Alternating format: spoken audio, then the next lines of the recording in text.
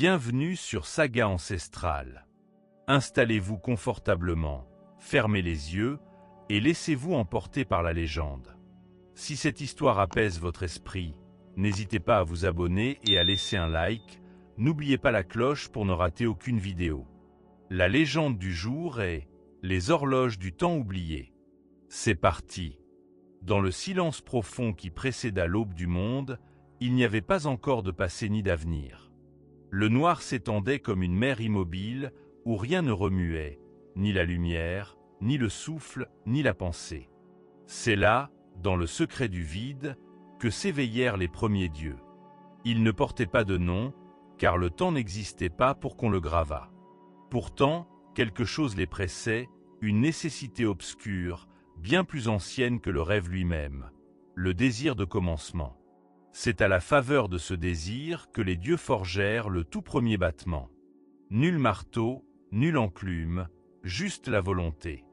D'une tension voilée, ils tissèrent les filaments du devenir, puis lièrent entre eux la matière et l'absence. Cela fit naître une onde, douce mais persistante, qui eut la saveur d'un instant inaugural, un battement net, une pulsation qui fendit la nuit. Alors, dans le gouffre vidé de création surgit le temps. Les dieux se mirent à l'ouvrage, guidés par la logique profonde de l'ordre naissant. Ils élevèrent les 12 horloges, monuments de cuivre et de lumière, ciselés bien au-delà des mers et des montagnes. Aucun œil mortel ne les vit jamais, si ce n'est en rêve, à travers de courtes visions confuses. Chacune de ces horloges portait en elle la graine d'une émotion. La première contrôlait la joie, étincelante comme l'aube. La seconde, la peur, sombre et abyssale. La troisième, la colère, brûlante et vibrante. Suivait la nostalgie, l'espérance, la tristesse, l'émerveillement, la mélancolie, l'amour, le dégoût, la fierté, et enfin l'oubli, la plus mystérieuse de toutes. Chacune tournait avec une perfection effarante, guettant la moindre hésitation d'un rouage, le moindre rêve négligé ou la pensée fugace d'un enfant. C'étaient les dieux gardiens qui, nuit et jour, veillaient sur les engrenages célestes, polissant les pièces de leur souffle, ajustant les ressorts du bout des doigts. Leurs mains, faites de brume et de lumière, n'avaient jamais craint la fatigue. Pourtant, le temps mena ses propres batailles, et la vigilance même des dieux n'était pas éternelle. Bien plus tard, dans un monde qui fourmillait déjà de villes, de rivières en cascades et de forêts épaisses, vivait un jeune horloger du nom de Lucien. Dans sa petite boutique à la façade verte, à l'angle d'une rue pavée, il réparait montres, horloges de famille, automates fatigués. Il tenait de son père et de son grand-père la passion du mécanisme bien fait, du temps mesuré d'une main précise. Mais Lucien n'avait jamais compris pourquoi le simple tic-tac de ses montres l'inquiétait parfois, comme le rappel d'un battement plus lourd, caché dans la trame du monde. Par les soirs d'hiver, alors que la ville s'enroulait dans la brume, Lucien restait longtemps devant sa table d'atelier. Il alignait les pièces polies sur du feutre de laine, triait les vis miniatures, grattait la surface mate des boîtiers anciens. Un soir, au fond d'une boîte oubliée, il découvrit une montre différente. Son boîtier était froid, d'un argent qui semblait cendrer sous la lumière vacillante. Le cadran, usé par les ans, était gravé d'étranges symboles. Au centre, une ouverture laissait deviner un cœur mécanique battant au ralenti, prêt à s'arrêter. Lucien patienta. Il écouta le tic régulier, puis le ralentissement, comme si la montre fatiguait plus vite que les autres. Distraitement, il tenta de remonter le ressort. Mais, dans un crissement délicat, le fond du boîtier glissa, laissant apparaître un secret insoupçonné.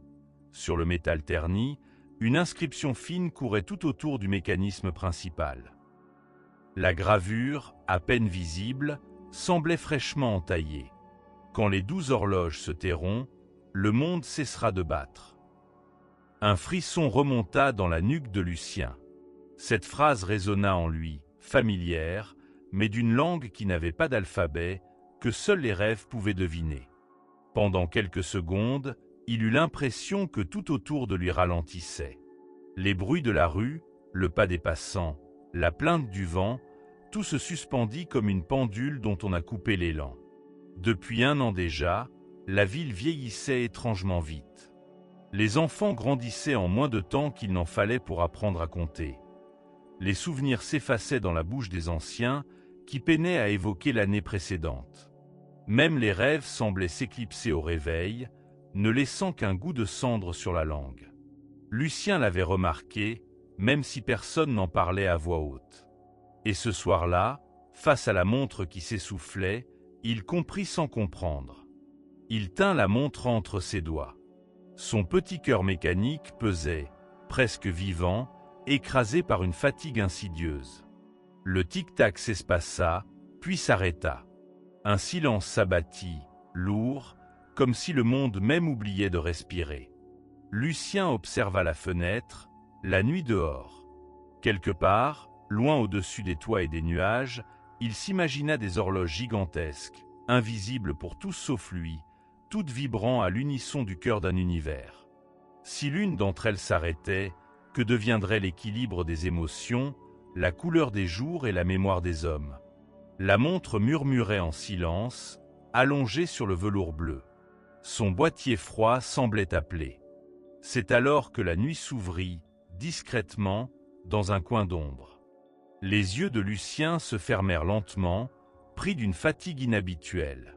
Sa tête s'alourdit, il glissa doucement dans le sommeil, envahi d'un rêve étrange.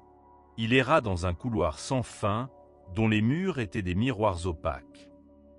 À chaque pas, il croisa son propre reflet, vieilli ou enfantin, parfois flouté par la brume. Des horloges, suspendues çà et là, battaient en rythme, certaines folles, d'autres figées. Soudain, devant lui se dressa une horloge immense. Son cadran en bronze portait 12 aiguilles, chacune pointant un moment différent. Sur son sommet, une serrure scellée attendait une clé comparée à nulle autre. Un cercle de lumière palpitait autour. Au centre du rêve, une voix sans bouche murmura « Le tic des dieux est celui de tes souvenirs. Si tu veux rallumer le cœur du temps, suis le battement oublié. » Un souffle effleura son esprit, et Lucien se sentit aspirer en arrière. Réveillé par le froid du petit matin, la joue posée contre son plan de travail. Dehors, la brume s'était épaissie. Le jour peinait à se lever, enroulé dans de l'ombre sale. Lucien porta la montre à son oreille. Aucun bruit, si ce n'est le propre battement de son sang. À l'instant où il pensa la replacer dans sa boîte, la lumière de l'atelier vacilla. L'aiguille des minutes frissonna, puis fit un soubresaut presque imperceptible.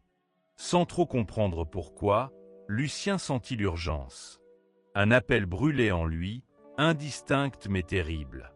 Ses mains tremblaient à peine, alors qu'il inspectait de nouveau la montre sous la loupe.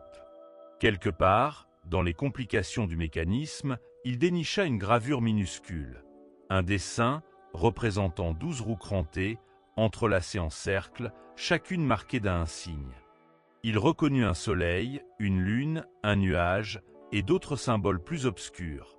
Une larme, un sourire, une main tendue, un masque brisé. Et là, entre les roues, un point sombre, comme une ombre soudaine dans la lumière. Lucien se pencha. Soudain, un détail cligna au fond de sa mémoire. Son grand-père, penché sur une montre très semblable, murmurant à l'enfant qu'il était alors une litanie étrange, presque un poème. Le souvenir s'évapora aussi vite qu'il était venu, mais la conviction demeura. Il ne s'agissait pas seulement d'un mécanisme brisé. Quelque chose, là-haut ou partout, avait ralenti ou cessé.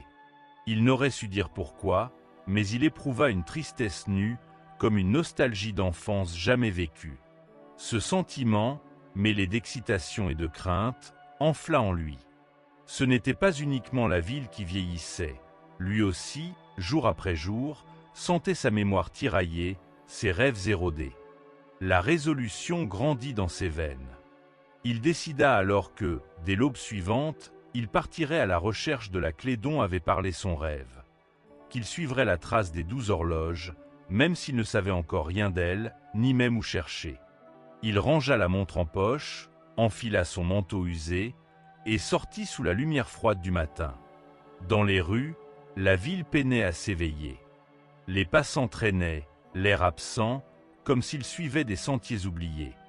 Au coin d'une rue, Lucien sentit le regard d'une vieille femme, un éclat de lucidité dans des yeux fanés. Sans un mot, elle lui tendit une fleur séchée, puis disparut dans la foule.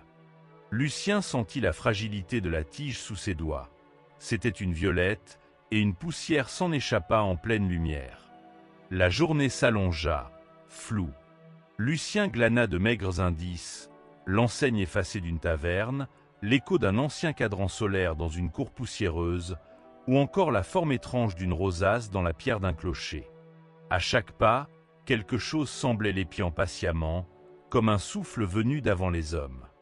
Il en vint à soupçonner que les 12 horloges n'étaient pas seulement des machines, mais aussi des battements ancrés dans le cœur même de l'existence. Au fil des jours, Lucien crut surprendre les manifestations du dérèglement. La pluie feutrée effaçait les contours de la ville. Paris, ce soir-là, semblait s'être blotti dans un manteau d'ombre et de brume, les pavés luisants et la Seine paresseuse accompagnant la lente respiration nocturne.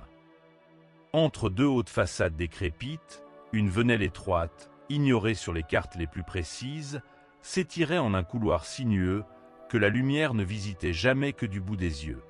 Seuls les initiés, et ils étaient rares, connaissaient la boutique de l'horloger. Dehors, l'enseigne pendait, ronde et discrète, un simple motif d'aiguille gravé sur le métal terni. À l'intérieur, entre les murs tapissés de montres, pendulettes, carillons et sabliers, toutes endormies sous une fine couche de poussière, s'activait le vieil Alec Dury, silhouette frêle, penché sur un établi envahi d'outils et de fragments d'engrenages. Son visage, mangé par une barbe blanche et les rides d'un siècle vécu, s'éclairait d'une étrange jeunesse à la vue de ses trésors mécaniques. Il travaillait en silence, car les mots avaient pour lui le poids des choses inutiles. Seul le tic-tac de ses œuvres guidait ses gestes. Ce soir, pourtant, le silence avait une compagnie. Dans la pièce adjacente, assis bien droit sur un tabouret, l'apprenti Franck attendait, les mains posées sur ses genoux. Il n'était pas là depuis longtemps, moins d'un an peut-être, mais déjà l'atelier lui semblait un sanctuaire, un refuge hors du temps, habité d'une odeur unique, un mélange de métal froid, de laque et d'herbes séchées. Ses yeux suivaient la danse des aiguilles, la respiration régulière du corps des horloges. Il avait deviné que ce métier exigeait plus qu'un savoir-faire. Il fallait une écoute, une patience, une forme de dévouement à l'infime. Ce soir-là, Franck comprenait qu'il s'approchait d'une étape nouvelle. Alec Dury leva soudain la tête, comme appelé par une pulsation que nul autre ne pouvait percevoir. Il fit signe à Franck d'avancer. Sans un mot, il ouvrit un petit tiroir secret sous l'établi, un compartiment que l'apprenti n'avait pas remarqué auparavant, tant il semblait dissimulé dans l'épaisseur du bois. Il en tira une montre à gousset, enveloppée d'une étoffe de soie vieille et dorée. La montre était magnifique, d'une élégance surannée. Son boîtier lisse, d'argent bruni, semblait respirer une lumière propre, doucement irisée. Des gravures minuscules couraient le long de la charnière, des volutes, des lignes géométriques, des initiales entrelacées, indéchiffrables. Alec la posa dans la paume ouverte de Franck, qui sentit aussitôt le froid du métal, profond, presque vivant. « Elle vient de loin », murmurait le vieil homme d'une voix qu'on aurait dit tissée d'écho. « Pas seulement de très loin, mais d'avant nous. On ne transmet pas une telle pièce. On la reconnaît, et c'est elle qui décide quand il est temps. » Franck retint son souffle, caressant distraitement le couvercle avec son pouce. Il sentit, sous la pulpe, le relief infinitésimal d'une méandre, comme l'appel mystérieux d'un souvenir oublié. Alec ferma la main du garçon sur la montre. « Ce soir, tu veilles ici, seul. Tu écouteras. N'ouvre pas la montre. Quand minuit sera passé, tu sauras. » Sur ces mots, il s'effaça dans l'ombre du couloir, refermant derrière lui la porte aux vitres ornées. La boutique tomba dans une tranquillité profonde, où la pluie semblait maintenant s'écouler à l'intérieur des murs. Franck, assis, la montre close serrée dans la main, perçut nettement chaque battement de cœur dans le silence du lieu. Les aiguilles des horloges poursuivaient leur course discrète. Mais la montre, cette montre, elle, ne faisait pas de bruit. Aucun tic-tac, aucun frémissement mécanique. Les minutes passèrent. La flamme d'une bougie vacilla sur le bureau abandonné. Dehors, Paris, tout près, exhalait des parfums de pierre humide, de feuilles mortes écrasées, la rumeur chaude d'un marché nocturne lointain. Il semblait à Franck que l'heure s'étirait comme dans le temps d'un rêve, jusqu'à ce que la dernière minute soit perdue. Soudain, les 12 coups de minuit retentirent. D'abord étouffés, à travers les murs épais, puis plus proches, comme si toutes les horloges s'étaient accordées pour résonner à l'unisson. Au 12e coup, dans un souffle inaudible, la montre à gousset cliqueta doucement, s'ouvrant toute seule dans la main de Franck. Il eut un sursaut. La montre n'avait pas de bouton d'ouverture apparent, il en était certain. Et pourtant, le boîtier se souleva de lui-même, révélant, à l'intérieur, un cadran d'une blancheur laiteuse où ni chiffre ni aiguille n'existait. À la place, sous un disque légèrement bombé, une fine brume tourbillonnait. Et alors, Franck bascula. Sous ses yeux, la brume prit de la couleur, s'irisant d'or, de bleu, de pourpre. Le bureau, l'atelier, la ruelle, tout sembla s'éloigner comme un décor de carton-pâte, remplacé par une vision d'un autre temps. Il était ailleurs, et pourtant ici. Il sentit le parquet sous ses pieds, mais l'air était différent, chargé de cendres, de musc et de cire chaude. Des candélabres peignaient des halos dorés sur la pierre. Il était dans le même atelier, mais 150 ans plus tôt. Des ouvriers, en blouse grise, s'affairaient autour d'établis encombrés de ressorts brisés, de lentilles de verre, de pinces, de loupes. Des cris de vendeurs lui parvenaient par la fenêtre ouverte, montres précises, réparations en tout genre. Ne vous en faites plus pour le temps. Un jeune garçon, qui lui ressemblait étrangement, poussait la porte d'entrée. On le houspillait gentiment, il riait. Alec, plus jeune, sans barbe, une mèche brune couvrant son front, lui fit signe de s'asseoir. On tendit une montre similaire à celle que Franck tenait toujours serrée. La scène changea brusquement, comme emportée par le flot du temps. Maintenant, l'atelier n'était plus qu'une cave dissimulée derrière un rideau de fer. Les murs suintaient et le plancher collait aux semelles. Des hommes chuchotaient, le visage masqué par des foulards noirs, tandis qu'au centre, la montre était à nouveau là, posée sur le cuir craquelé d'une valise. Une femme fine, vêtue d'un tailleur ajusté, fit glisser un doigt sur son cadran. Il vit, dans son geste, une sorte d'urgence, comme si la montre renfermait un secret vital. Ils étaient à l'aube de la guerre, en 1914, puis à la Libération. La montre circulait de main en main, passait sous des tables, dans la doublure d'un manteau, traversait la nuit à bicyclette, vibrait contre la poche d'un résistant. Des visages, des mains, des étincelles de lumière sur le métal usé. Chaque épisode défilait dans un silence cotonneux et impérieux. Il entendait, derrière ces images, le murmure du temps, la longue respiration de la ville et de ceux qui la traversaient. Bientôt, la brume tourna différemment, plus vite. Il s'efforçait de retranscrire une litanie de chiffres et de dates, mais l'encre bavait, les pages tordues refusaient l'obéissance. L'impression d'un cycle sans fin s'imposa à Franck. La montre, confiée de génération en génération, traînant derrière elle un sillage de souvenirs, d'espoir, d'ultimatum. En être porteur revenait à accepter le poids de toutes ces nuits de veille, de tous ces regards qui le précédaient. La brume s'amenuisa, le disque s'opacifia, les contours de l'atelier moderne refirent surface. Franck, les mains écarlates, la respiration trébuchante, se releva sur son tabouret. Il était de retour. La montre était toujours ouverte, immobile dans sa paume, son cadran d'une tranquillité immaculée. La pièce, pourtant, n'était plus la même. Ou du moins, quelque chose avait changé pour toujours dans la qualité de sa lumière, dans la saveur du silence. Il entendit un bruissement, comme si le vieux Alex s'approchait sans bruit. Mais la boutique demeurait vide. À la place, un souffle, tiède et sec, monta de la rue, effleurant le visage de Franck. La montre se referma toute seule, en silence, refermant dans sa nuit la mémoire de ses époques. Franck resta longtemps assis, incapable de rompre l'enchantement.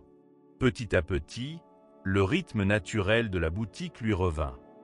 Les carillons, les cloches au cintre de cuivre, les sabliers, tous semblèrent lui offrir une résonance inédite. Il n'entendait plus les montres seulement comme des instruments du temps, mais comme des viviers d'âme, des capsules d'histoire. Dans la boutique aux horloges, il semblait que le temps suivait des règles différentes. Les aiguilles tournaient tantôt en silence, tantôt dans de petits crissements, et l'air sentait l'huile chaude et le bois poli. Sur les étagères brillaient d'étranges montres au cadran opalin, suspendues au bout de chaînes fines ou posées dans des écrins, patientes comme de vieux chats. À la lueur mordorée des veilleuses, les chiffres dansaient sur les verres et les boîtiers s'ornaient de gravures anciennes. Des soleils, des lunes, des visages rieurs ou pleurants. L'apprenti s'éveillait chaque jour comme on émerge dans un rêve, incertain de la frontière entre l'ici et l'ailleurs. Sous l'œil amical du maître, il essuyait les vitrines, ajustait l'heure sur certains modèles, sans bien comprendre la nature véritable des montres qu'il touchait. Il sentait pourtant leur différence, une charge sourde, comme une vibration intérieure qui lui picotait la paume lorsqu'il caressait le verre poli du doigt. Il observait le regard attentif du maître sur ses gestes, et chaque silence entre eux lui paraissait plus lourd que n'importe quel tic-tac. Un soir d'orage, alors que les gouttes de pluie frappaient les carreaux et que le vent gémissait entre les tuiles, le maître le fit venir dans l'arrière-boutique. Là, les horloges s'empilaient jusqu'au plafond, pendules à balancier, réveils assoupis, montres de poche, cadrans incrustés de petits diamants ternes. Au mur, un grand tableau noir portait la trace d'anciennes leçons, des schémas effacés et un mot resté en blanc, « émotion ». « Il est temps », dit le maître en s'asseyant sur un tabouret bas. Il tenait dans ses mains une montre que l'apprenti n'avait jamais vue. Sur son cadran d'émail, 5 aiguilles pointaient dans des directions différentes, et le contour était orné de minuscules visages, chacun exprimant une émotion. Surprise, colère, tristesse, joie, peur. « Tu as remarqué que chaque montre ici est particulière, » murmura le maître. Il tendit la montre à l'apprenti, qui la reçut avec une précaution mêlée d'effroi, comme s'il tenait une vie entière entre ses doigts. Le métal était tiède, presque vibrant. Ce que tu as devant toi s'appelle le cadran des émotions. Ces montres-là, elles ne mesurent pas que le passage du temps. Elles renferment et orchestrent le cœur même des hommes. Chacune garde l'équilibre d'un sentiment. Quand tout fonctionne, le grand bal des émotions anime la ville, la fait respirer et aimer. Mais si l'une vient à s'arrêter ou à ralentir, alors toute la cité en subit les conséquences. Je vais te montrer. Il se leva et, d'un geste sûr, déverrouilla une petite armoire cadenassée à clé d'argent. D'ici s'échappait un parfum subtil de lavande et de papier ancien. À l'intérieur, sur des coussins de velours, reposaient 5 montres extraordinaires. La première avait des reflets de brume et palpitait de minuscules éclairs, l'horloge de la peur. La seconde rayonnait d'une douce chaleur comme un matin de printemps, la montre de la joie. La troisième semblait transpirer de larmes séchées, la montre de la tristesse. La quatrième brillait d'une passion rouge et or, la montre de la colère. La dernière, presque transparente et suprêmement délicate, baignait dans une lumière bleutée, la montre de la sérénité.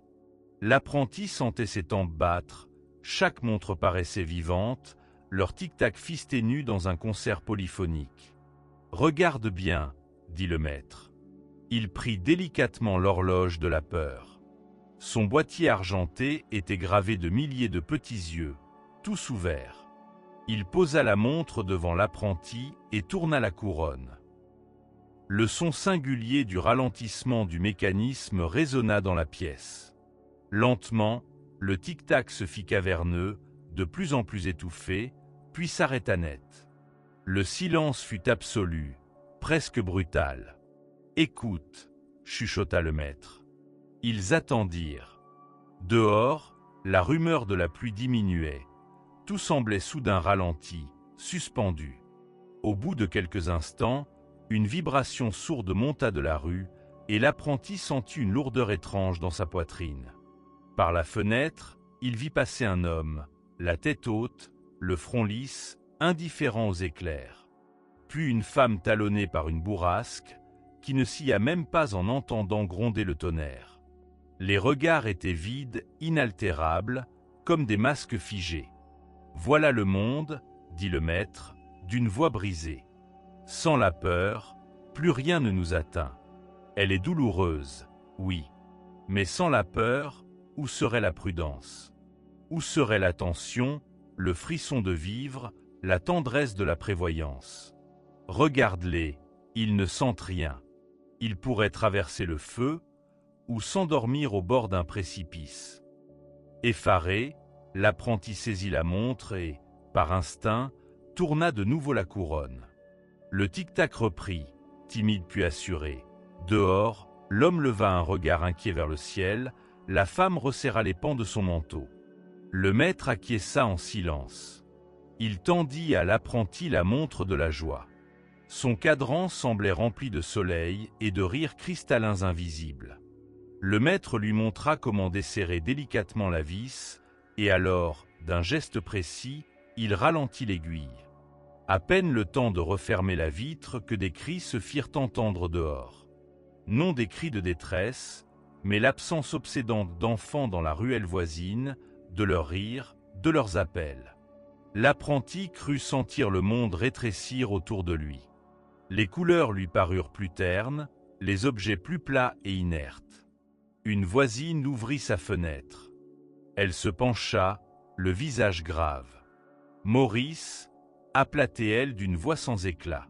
« C'est l'heure du goûter. » Mais personne ne répondit ni ne s'esclaffa. Un garçon passa, ses taches de rousseur pâlies, l'air éteint, le regard errant. De l'autre côté, sur l'estrade du square, les pigeons picoraient en silence. Même les chiens semblaient marcher sans entrain. Le printemps lui-même semblait ralentir. Lorsque la joie vacille, expliqua le maître, le monde s'assoupit et les enfants, premiers porteurs de la lumière, s'éteignent. Leur rire est un étendard pour tous. Si la joie venait à s'éteindre, plus rien ne naîtrait sur terre. La gorge serrée, l'apprenti sentit en lui un vide insidieux, une envie de pleurer sans larmes. Il remit la montre de la joie en marche, haletant. Au loin, un rire cristallin éclata soudain comme une perle brisée sur les pavés. Un enfant courait, les bras ouverts, suivi par un compagnon hilar. Le cœur battant, l'apprenti remercia la montre du bout des lèvres, aussi naturellement que l'on remercierait l'eau d'une source. Le maître lui montra ensuite la montre de la tristesse, qui pesait dans la main comme un secret trop longtemps gardé. Il hésita à la toucher, la peur de s'y perdre insidieuse. Mais le maître, doux, le guida. Celle-ci, ne la crains pas. La tristesse est le voile tendre qui s'étend sur la joie passée. Elle enseigne la patience, l'humilité, l'écoute. Sans tristesse, nous serions aveugles à la beauté du soutien, insensibles au réconfort. Du berceau à la tombe, elle tempère les passions, ouvre la porte à la compréhension.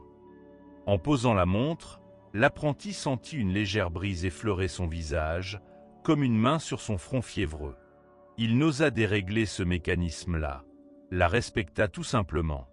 Sur le rebord de la fenêtre, le chat de la boutique s'était levé, l'œil mi-clos. Il ronronnait doucement, insensible à l'agitation des humains autour.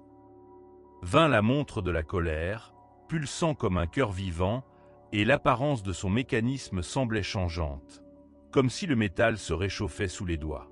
Entre ses rouages miroitait une sorte de flamme.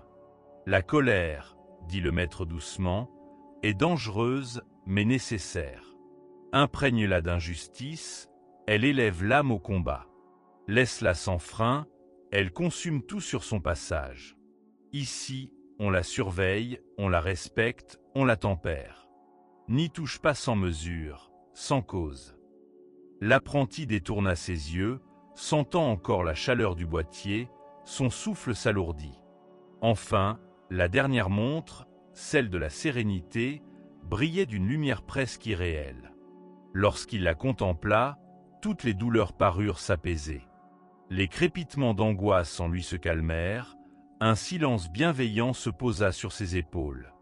Le maître l'observait, le souffle court, un sourire fatigué sur le visage. « Tu dois comprendre, mon garçon, que ces montres-là exigent vigilance et respect. Elles ne sont pas des jouets. Elles tissent la trame émotive de la ville, s'influencent les unes les autres. Leur fragile équilibre est notre paix.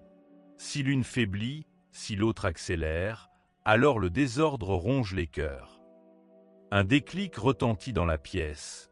Minuit sonnait quelque part sur l'horloge murale. L'apprenti sut, tout à coup, avec la clarté limpide du matin après la bruine, qu'il était désormais dépositaire d'un secret immense et terrible. Il sentit le poids du monde entier affleurer dans la paume de sa main ouverte. Le lendemain, alors que l'aube peignait la ville de reflets roses et la boutique d'ombres allongées, le maître l'envoya seul dans la pièce des cadrans. Il lui tendit la clé d'argent, ses doigts tremblants. L'apprenti traversa prudemment l'antichambre, le cœur résonnant d'un tic-tac effréné. Après la traversée du Val des Songes, il ressentit d'abord la brûlure sèche du vent. Ce n'était pas la chaleur, pourtant, qui mordait sa peau. C'était le souvenir abrasif du désert, ce souffle oublié chargé des échos du temps figé. Le sable se serrait autour de ses chevilles tel un linceul, doré et mouvant, et derrière chaque dune s'amoncelait une lourde inquiétude. Il ne savait pas combien de jours s'étaient écoulés depuis son départ. La lumière, dans ces contrées, n'offrait plus aucune mesure. Le soleil, suspendu haut dans le ciel, semblait immobile, éternel témoin du dérèglement des heures. Il marcha ainsi longtemps, le regard rivé à l'horizon tremblant. L'air vibrait au-dessus du sol dans des vagues de chaleur, déformant le réel, et la traversée lui paraissait à la fois interminable et irréelle. À chaque pas, la mémoire du monde semblait fondre par vagues successives. Les rares points de repère s'estompaient, emportés par le souffle du vent, et à mesure qu'il avançait, il sentait sur ses épaules le poids suffocant de l'oubli. Il s'arrêta un instant au sommet d'une élévation. Là, le désert s'ouvrait devant lui comme une mer d'or liquide, et au loin, un scintillement particulier attira son attention. Il crut d'abord à un mirage, une illusion tissée par la lumière, mais il reconnut la lueur froide et opaline du sablier infini. Ce n'était pas un monument dressé majestueusement au cœur de l'arène de sable, mais plutôt une rivière fine et impalpable, coulant à ciel ouvert, suspendue entre le monde et le néant. Sa gorge était sèche, ses membres lasses, mais il glissa dans la pente, déterminé à atteindre ce qui, il le pressentait, serait le théâtre de sa prochaine lutte.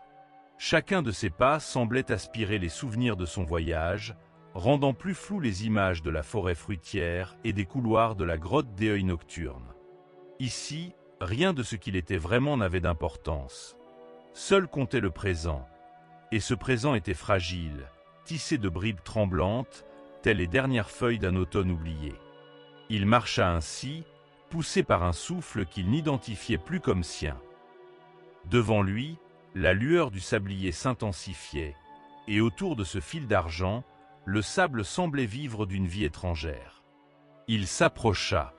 Les grains se dressaient, suspendus dans les airs, dessinant d'immenses voiles chatoyantes et mouvantes qui frôlaient à peine sa peau sans jamais la toucher. Il sentit alors un frisson lui couler le long de l'échine. Tout ici était mémoire et oubli mêlés. Il tendit la main, effleurant la frontière invisible qui séparait le monde ordinaire du territoire du sablier. À l'instant où ses doigts effleurèrent la rivière, une résurgence d'images le submergea. Il vit le visage de celle qu'il avait aimée, et perdu, un sourire fugace suspendu entre deux moments. Il entendit la voix de sa mère, rappel de jours disparus, et la chanson du vent au travers des branches, souvenir des forêts d'enfance. Mais ces visions se dissipèrent aussitôt, happées dans le courant implacable du sablier.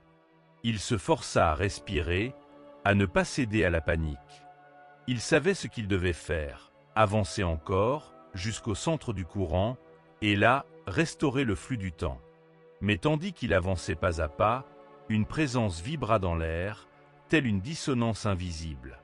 Le sable s'ouvrit soudain sous ses pieds, et il comprit qu'il n'était plus seul.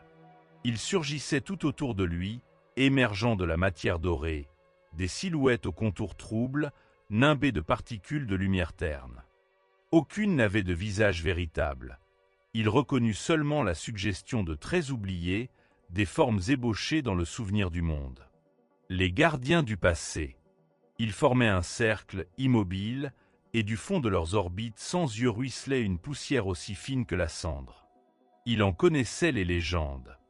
On contait qu'avant la chute des lunes, les gardiens veillaient sur la brèche du temps, s'assurant que nulle âme n'altère le cours sacré des jours. Ceux qui s'approchaient bras nus du sablier n'en revenaient jamais intacts. Certains disaient que les gardiens n'avaient pas de volonté propre, qu'ils n'étaient que l'ombre de souvenirs collectifs refusant de disparaître. Pourtant, lorsqu'ils parlèrent, ce fut d'une voix unique, grave, qui résonnait comme l'écho d'un millier de voix révolues. Pourquoi viens-tu troubler la paix des sables? Pourquoi cherches-tu à faire couler de nouveau ce qui a cessé de tomber? Il chercha ces mots, mais chaque mot semblait se briser contre le silence du désert. Alors, il se souvint de son objectif. Sans le flux du temps, rien ne pourrait jamais guérir. Les blessures demeureraient ouvertes, les douleurs figées, les regrets intacts. « Je ne viens pas pour détruire, mais pour restaurer », répondit-il à voix basse, ses propres paroles portées par le souffle court de la peur. Le monde étouffe sous l'immobilité. Si le temps ne s'écoule plus, ni la joie ni la peine ne peuvent renaître. La vie elle-même devient prison. Les gardiens demeurèrent silencieux un long moment. Puis l'un d'eux, ou peut-être tous à la fois, avança. Là où ses pieds effleuraient le sable, le passé semblait rouler à la surface, image fugace entremêlée dans la texture des grains. Restaurer le temps, c'est accepter la perte. Oseras-tu sacrifier ce que tu as tenté de sauvegarder? Demanda-t-il. Pour la première fois, il comprit ce qui était attendu de lui. Ce n'était pas seulement une tâche accomplie par la force ou la volonté, c'était un renoncement. Quelque chose, en lui, devrait être abandonné pour que l'ordre renaisse. Il sentit en lui une hésitation, douloureuse et tranchante. À quoi tenait-il assez fort pour craindre de le laisser partir? Les souvenirs heureux, les regrets qu'il caressait, par crainte d'oublier ce qu'il avait perdu, l'image de celle qu'il aimait? « J'ai déjà tant perdu, murmura-t-il. Il te faut laisser derrière toi ce qui t'attache au non-vécu, souffla la voix des gardiens, solennelle. Sans cela, le sablier ne te reconnaîtra pas. Il comprit maintenant l'épreuve véritable. Et lorsqu'il releva les yeux vers le fil d'argent, la lumière du sablier s'était amplifiée, vibrant à la surface du sable comme une promesse silencieuse. Il ferma les paupières, appelant à lui la plus précieuse de ses images. La main de la femme disparue, pressée doucement contre la sienne, un soir dans la lumière dorée.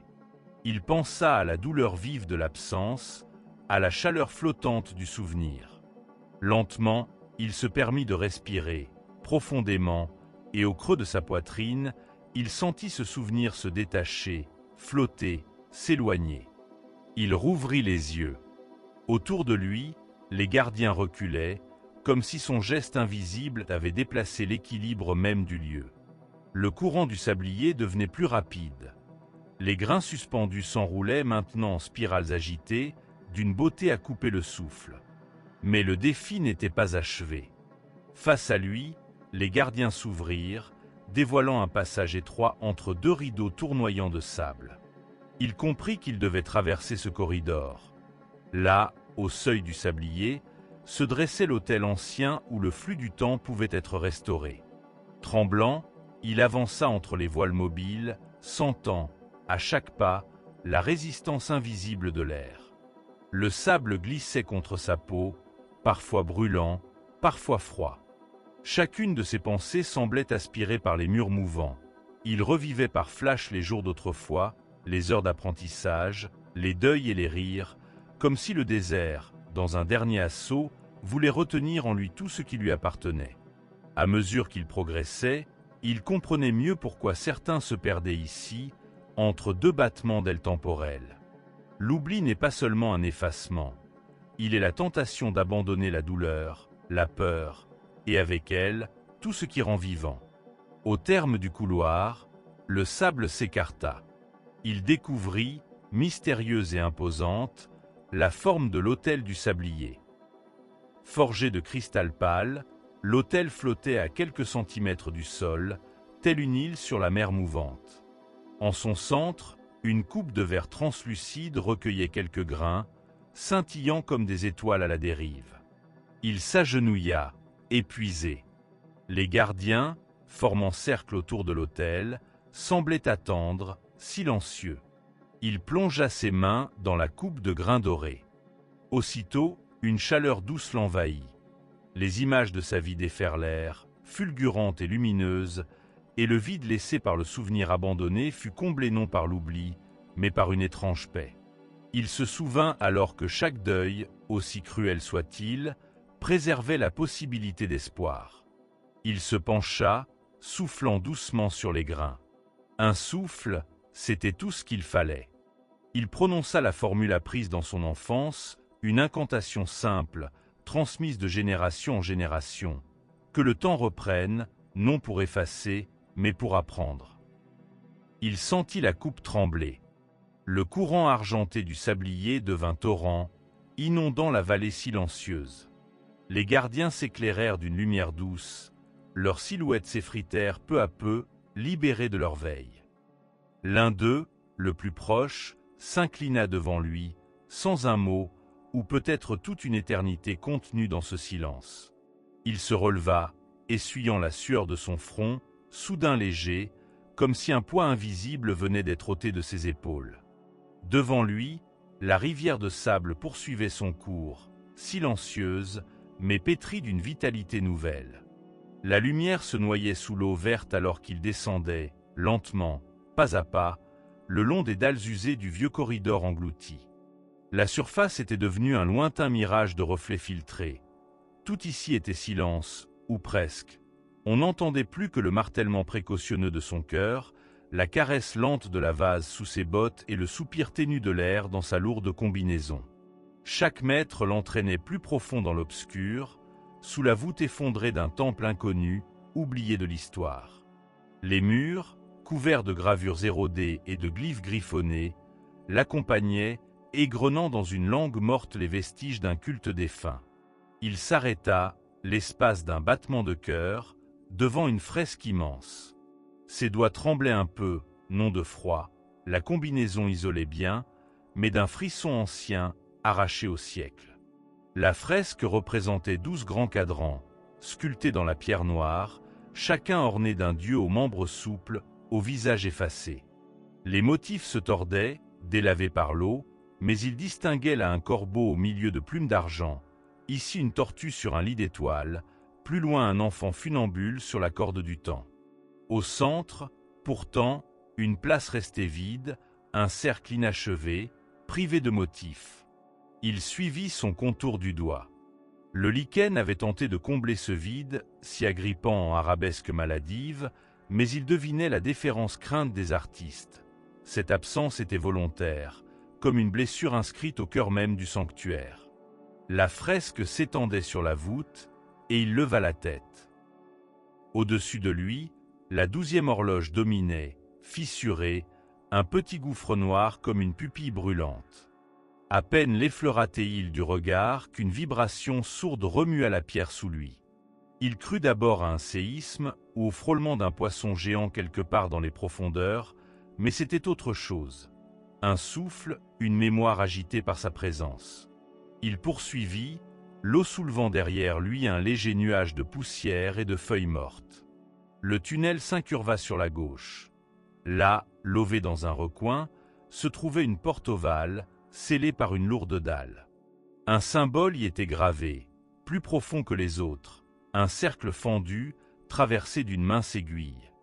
Il approcha sa main du dessin. Le froid y était plus dense, la pression de l'eau plus forte. Ou bien était-ce sa propre crainte, qui, soudain, pesait aussi lourd qu'une mer de regrets? Il ressortit de la poche de sa ceinture le fragment d'ambre trouvé plusieurs heures plus tôt, dans la bouche d'un ange de pierre affaissé, sur la terrasse supérieure. Il savait, sans savoir pourquoi, qu'il devait l'approcher de la dalle. D'abord, rien ne se produisit, puis une vibration infime parcourut l'ambre. La dalle frémit, des bulles s'en échappèrent, dans un bruissement équivoque, elle pivota, cédant le passage. L'air, ou peut-être l'eau, se mua alors. Il pénétra dans la pièce obscure, où l'obscurité semblait moins une absence de lumière qu'une volonté, grave et dense, d'oblitérer toute chose. Il y avait là un silence si total qu'il fit halte, le bâton de marche suspendu, le souffle coupé. Il sentit, sous la pression du casque, la sueur collée à sa tempe, froide et piquante. Il songea un instant à reculer, mais il savait, il avait toujours su. Il n'y avait qu'une seule voie, celle du courage mêlé de curiosité, de cette fascination têtue qui pousse les cœurs humains à franchir les seuils interdits. À l'extrémité de la salle, posée sur un piédestal de sel et de corail blanc, se dressait la 13e horloge. Elle n'était pas comme les autres, ni de pierre, ni de bronze, ni même d'os, mais semblait faite d'un miroitement fluide, indécis, entre la forme et l'absence. À mesure qu'il s'approchait, il lui semblait la deviner, puis la perdre à moitié de vue, comme un souvenir qui lutte contre l'oubli. Pourtant, quand il fermait les yeux et les rouvrait, il constatait que l'horloge était là, exactement là où elle devait être. Un disque mat, parcouru d'une aiguille pâle à 2 pointes, dont la rotation défiait toute logique, avançant aussi bien vers l'avant que vers l'arrière, tantôt précipité, tantôt suspendu dans un tremblement.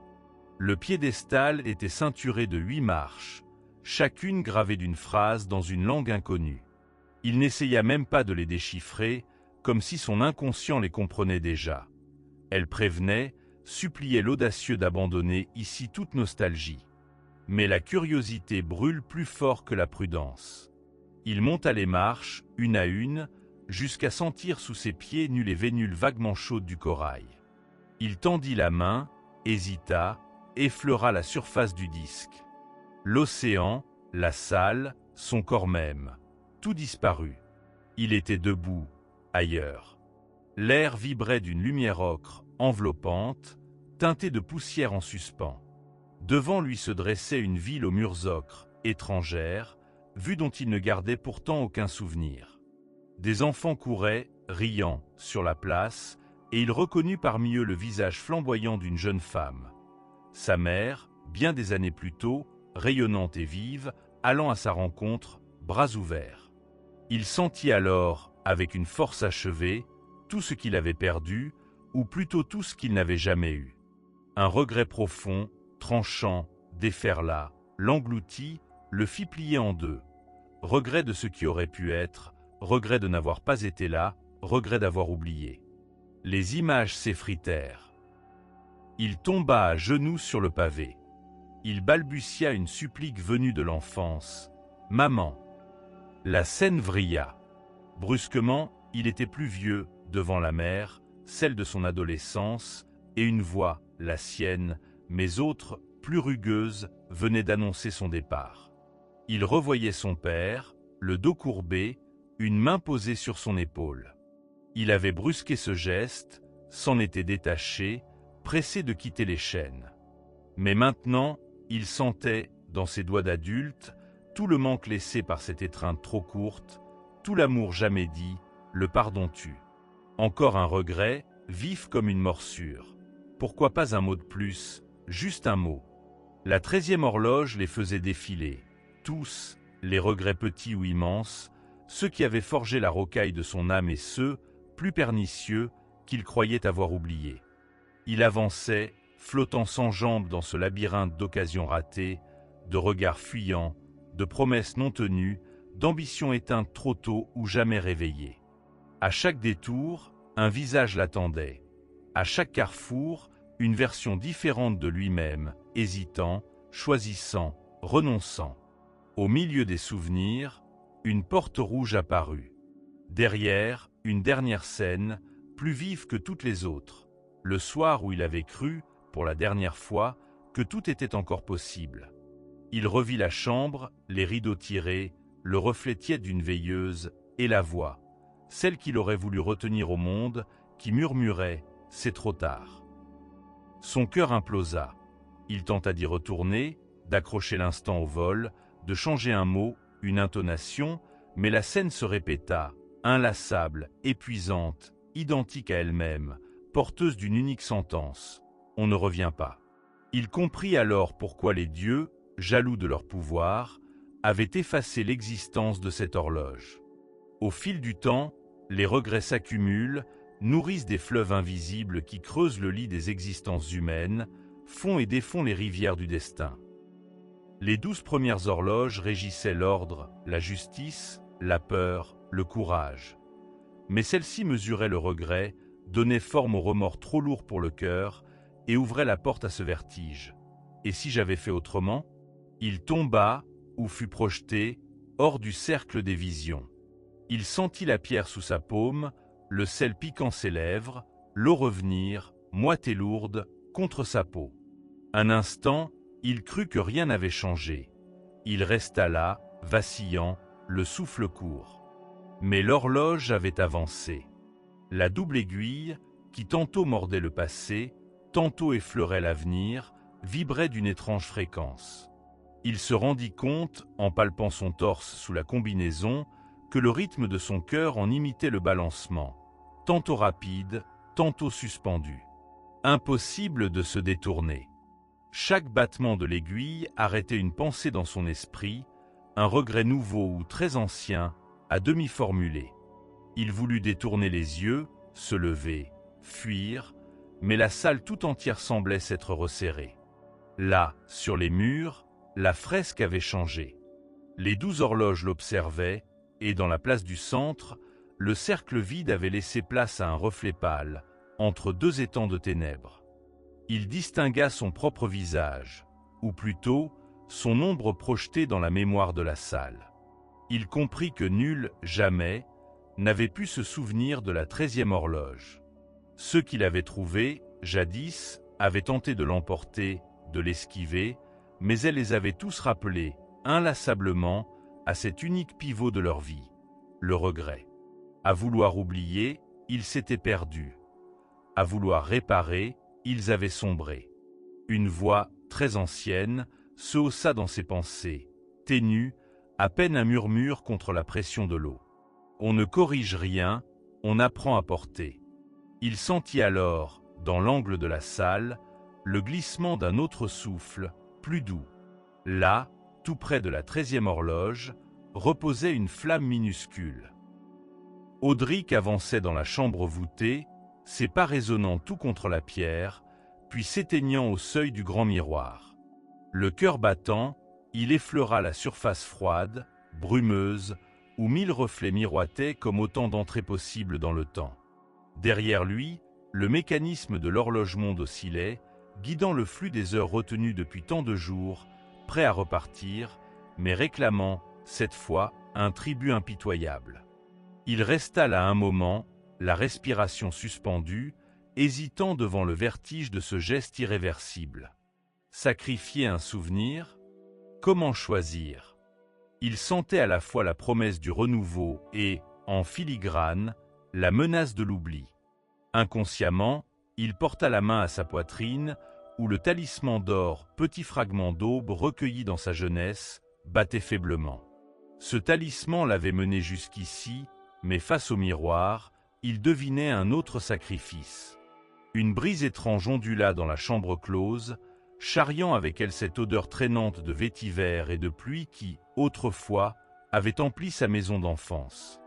Audric sentit la tentation du retour, le désir d'embrasser à nouveau le passé, le rire de sa mère sous le pommier en fleurs, le parfum du café chaud à l'aube, l'éclat inoubliable d'un regard paternel. Chaque souvenir pesait en lui comme une étoile au bord de l'extinction, hésitant entre la lumière et l'ombre. S'il cédait l'un d'eux, le monde recommencerait à battre. Mais à quel prix? Il s'agenouilla, ferma les yeux. Les jours de doute, les nuits d'insomnie, la perte et la lumière, tout coulait jusqu'à son cœur. Les souvenirs fusèrent, vifs, indomptables. L'incendie du grenier, la peur de la première nuit loin de la maison, la voix de sa sœur chuchotant dans l'obscurité. Il savait qu'il ne pouvait sacrifier ni la première note de musique, ni la chaleur d'un été révolu. Au fond de lui, il espérait que la mémoire aurait pitié. Mais le temps, insatiable, attendrait, exigeant un battement du cœur même d'Audric. Il repensa à la veille, à l'apparition de l'éole dansant dans les songes, qui lui avait soufflé « Quand le monde se fige, ce n'est pas sa propre peine qu'il faut pleurer. Offre ce que tu as de plus précieux, car c'est toujours l'amour et jamais la douleur qui répare. » Mais de tous ces souvenirs, lequel portait cet amour indéfectible? Lequel suffisait à faire vibrer l'univers tout entier?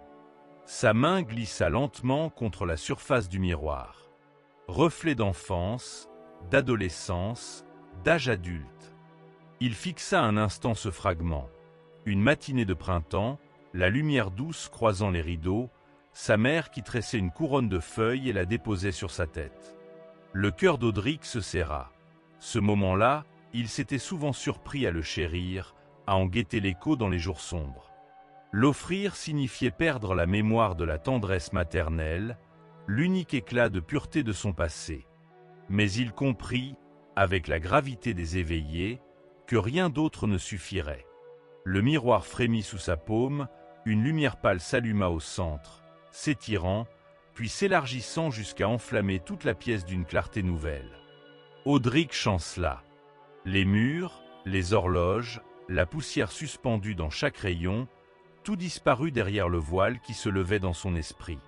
Il sentit un léger frémissement, comme si le sol se dérobait sous lui, et le souvenir fut arraché. D'abord une caresse, le parfum de ses cheveux, la douceur de la voix, puis, soudain, le vide. Là où vivait le souvenir brûla l'absence. Un cri muet vrilla ses tempes. Il tomba à genoux, égaré, ne comprenant pas ce qu'il avait perdu, mais ressentant le deuil d'une partie de son âme. Les souvenirs affluaient, mais s'arrêtaient net à cet endroit, comme une page arrachée dans le livre de sa vie. Au creux de son cœur, une absence vive, un battement suspendu, lui rappelait que le prix avait bel et bien été payé. Mais tout autour, l'air vibra étrangement.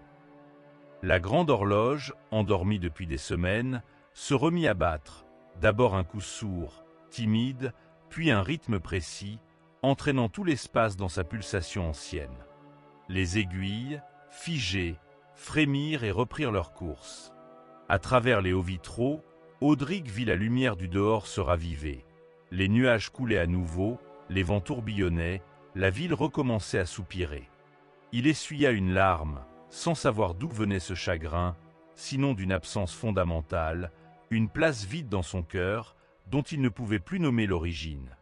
Cette peine nouvelle ne ressemblait à rien de ce qu'il avait connu, une brisure silencieuse mais nécessaire.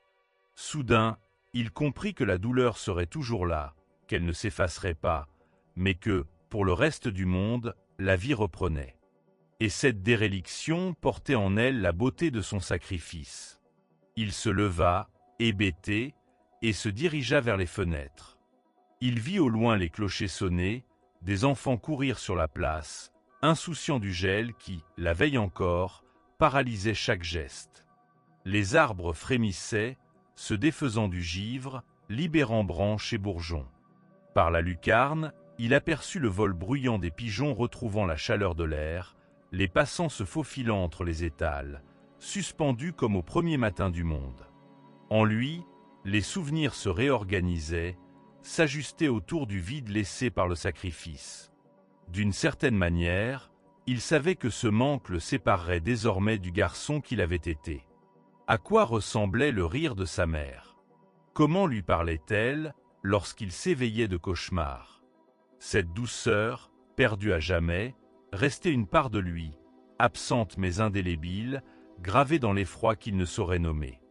Alors que les cloches retentissaient en bas de la colline, Audric sentit renaître le courage insensé de ceux qui traversent la vie avec des blessures invisibles. Il sortit dans la cour, le vent vif charriant l'odeur du pain et de l'humus, et il marcha longtemps, redécouvrant le monde, le regard lavé du passé. Le vieux chien du boulanger accourut et sauta sur lui, aboyant de joie. Audric se pencha pour caresser le pelage doux, et, un bref instant, une chaleur familière l'atteignit.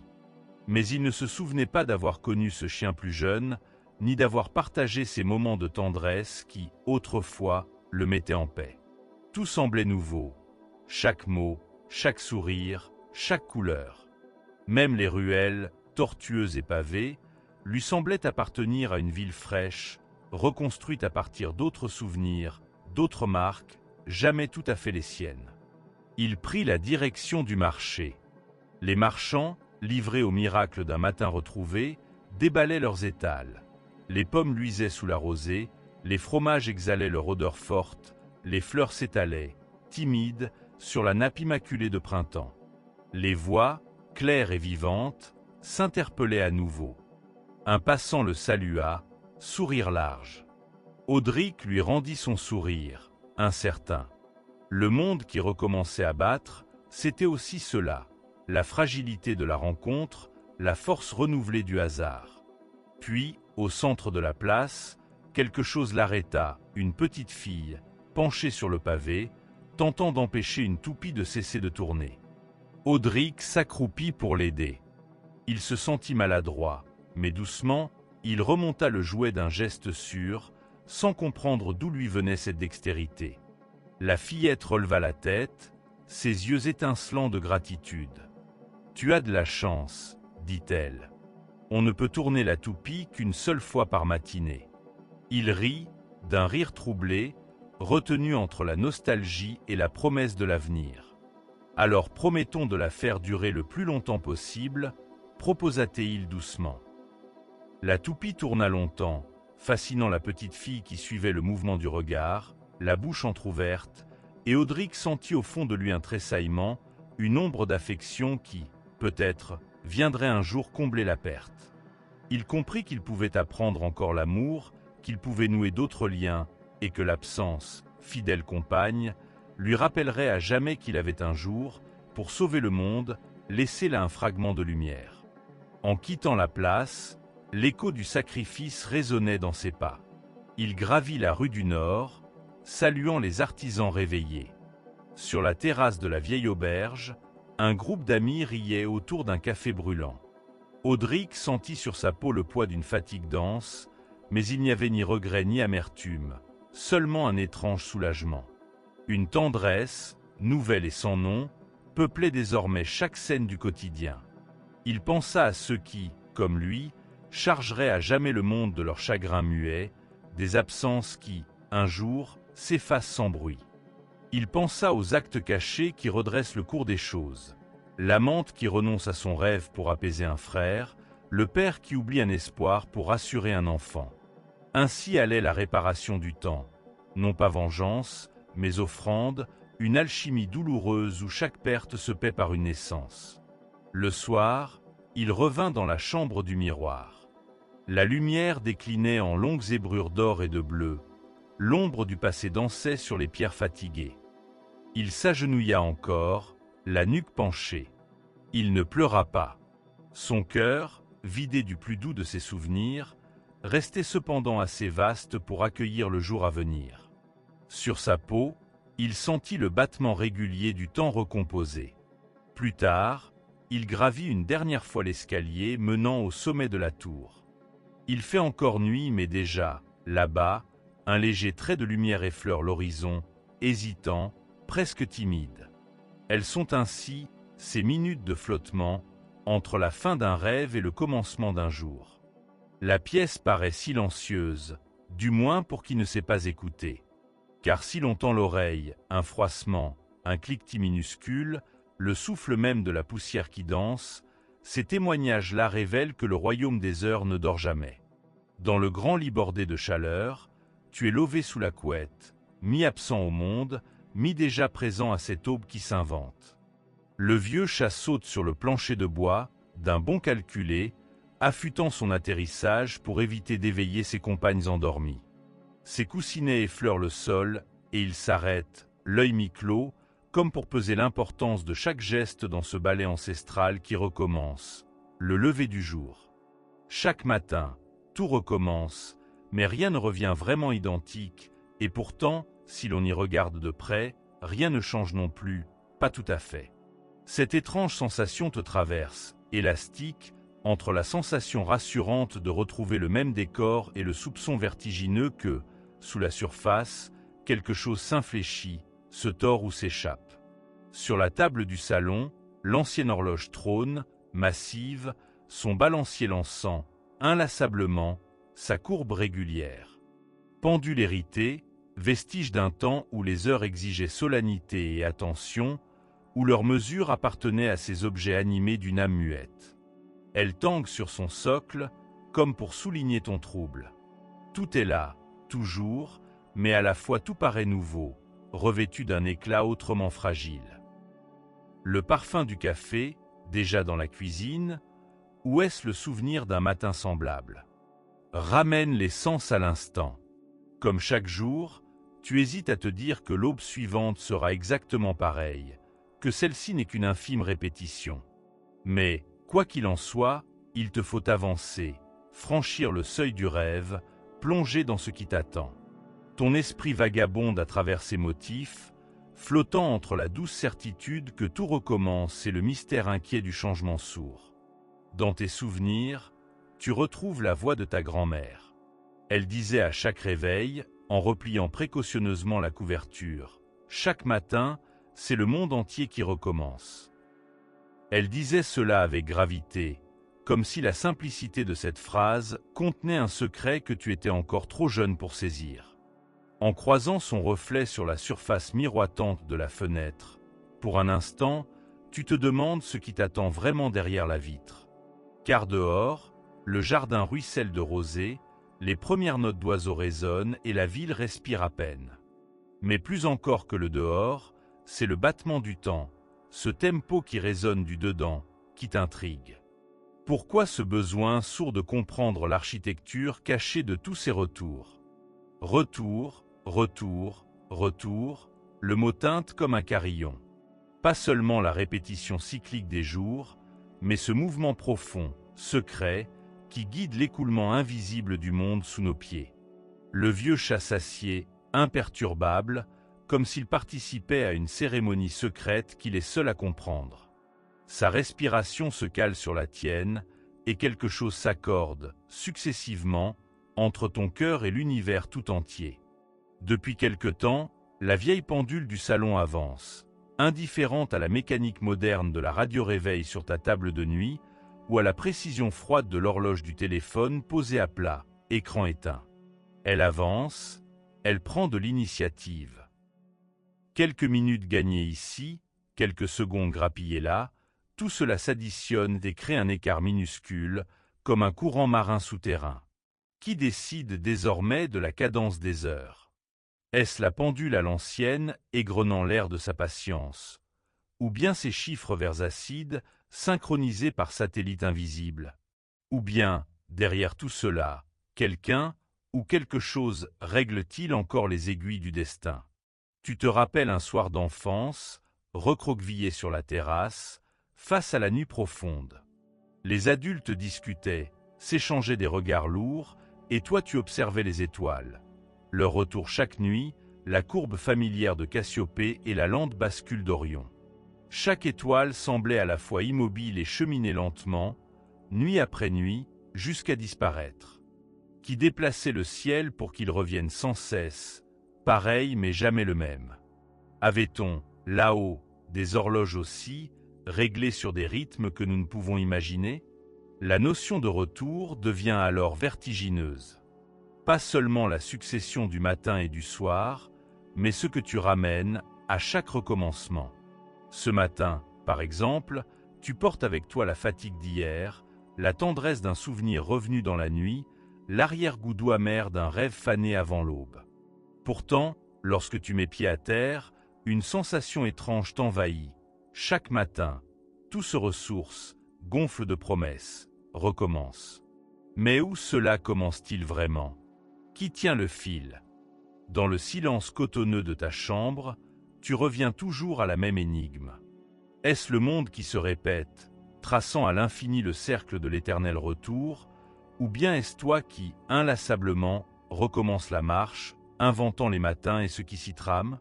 Ouvre doucement la porte, avance vers le salon, le parfum du quotidien te rassure, toujours interne, pourtant chaque fois différent. Peut-être la magie du retour n'est-elle pas dans la répétition, mais dans l'infime variation, dans ce qui, sous l'apparence du même, change en silence. Le vieux chat t'observe, s'étire sans effort, comme s'il avait deviné ta pensée. Il saute sur la commode et, du bout de la patte, donne un léger coup au coffret à bijoux de ta mère. Le secteur clandestin de la maison, où s'entrecroisent or, souvenirs et éclats secrets, s'ouvre sur un tintement minuscule.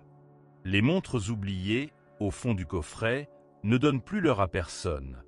Témoins muets de mains disparues, elles contiennent encore la mémoire du temps. Et dans la lumière naissante, tu penses à eux, les anciens. Ceux qui, avant les horloges numériques, ajustaient la rotation du monde sur la simple prière d'un chant d'oiseau, le lever d'un astre ou la main d'un enfant tirant la sonnette du matin.